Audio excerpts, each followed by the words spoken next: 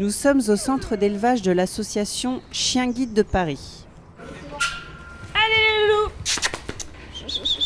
Ces chiots de 3 mois, frères et sœurs, ne le savent pas encore, mais bientôt, ils vont changer la vie d'un non-voyant. Ce matin-là, rendez-vous dans un lieu un peu particulier. Bravo! Pour Macha, c'est un jeu. Mais en fait, cette salle est un concentré des pièges qu'elle va rencontrer. Comme cette plaque en métal. Elle lui fait encore un peu peur. Cet agrès en aluminium, il nous permet de préparer le chiot aux différentes textures, notamment les plaques d'égout, les plaques qui se trouvent juste avant la montée des escalators. Autre défi, Allez Macha! Oui, très bien ça. garder la tête en l'air, car elle sera les yeux de son maître. Macha? Si petite, elle a déjà sa personnalité. Oui, bravo! Et c'est tant mieux.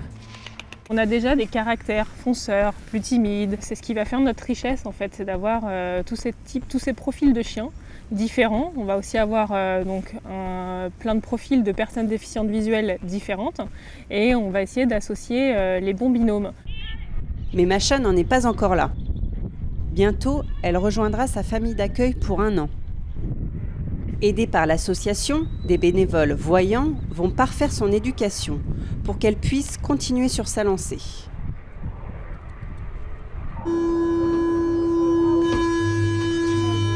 Assis, Meko? Déjà 7 mois que Meko partage la vie d'Audrey. Elle l'emmène partout.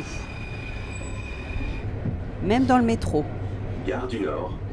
Car selon la loi, il est déjà considéré comme un chien guide d'aveugle. C'est un endroit truffé de pièges. Allez. Ouais, c'est bien. Et si l'escalator ne lui fait plus peur, ce n'a pas toujours été le cas. Allez. Il faut se mettre à leur hauteur et voir ces marches qui sortent du sol. C'est un peu anxiogène pour eux. Ils comprennent pas, ça bouge tout seul. C'est vraiment une angoisse. Doucement. Merci. La mission d'Audrey lui apprendre une 50aine d'ordres de base. Des mots-clés qui lui serviront toute sa vie. Les lignes. Les lignes, c'est une des consignes les plus importantes. Lorsque son futur maître l'utilisera, Meko devra trouver le passage piéton le plus proche. Il doit être capable d'analyser en permanence son environnement.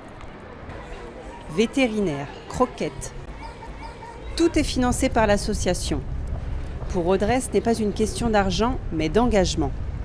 Meko est le 3e labrador qu'elle forme. J'adore les chiens, j'ai toujours eu des chiens. Et pour moi, c'était pas une vocation, mais c'était vraiment évident. Mon métier fait que j'ai vraiment besoin de ma vue pour travailler.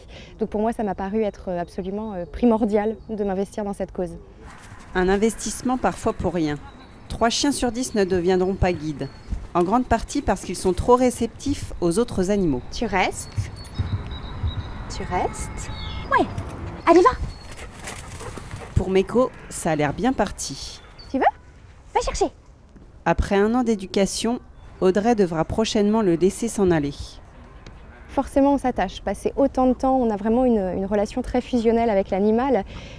Oui, on s'attache. Pour l'instant, Meko peut encore dormir sur ses 2 oreilles. Mais dans 5 mois, les choses sérieuses commencent.